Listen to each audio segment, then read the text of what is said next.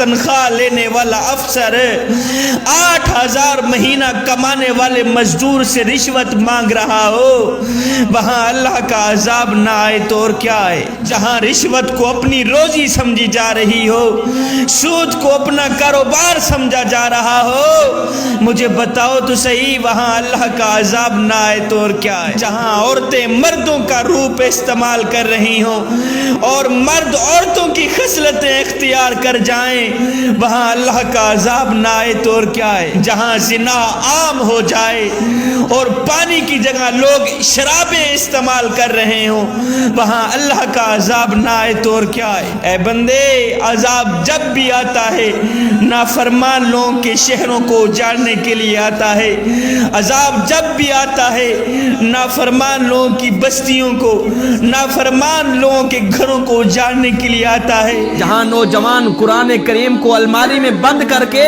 صبح سویرے اٹھ کر رومانٹک ناول پڑھتے ہوں، وہاں اللہ کا عذاب نہ آئے تو اور کیا آئے؟ جہاں مظلوموں کے ساتھ ظلم کیے جا رہے ہوں، مظلوموں کے ساتھ ستم کیے جا رہے ہوں اور ظالموں کو شاباش دی جا رہی ہو، وہاں اللہ کا عذاب نہ آئے تو اور کیا آئے؟ جہاں مسلمان عورتیں بازاروں میں ننگے سر پھرتی ہوں، وہاں اللہ کا عذاب نہ آئے تو اور کیا آئے؟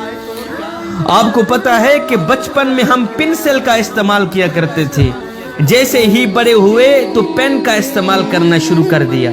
کیوں؟ اس لیے کہ بچپن میں غلطی مٹ سکتی تھی لیکن اب نہیں مٹے گی۔